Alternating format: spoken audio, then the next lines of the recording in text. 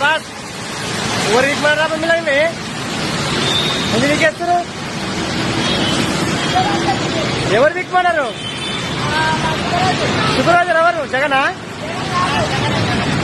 జగన్ ఆడితేనండి కాదంటుంది మళ్ళా.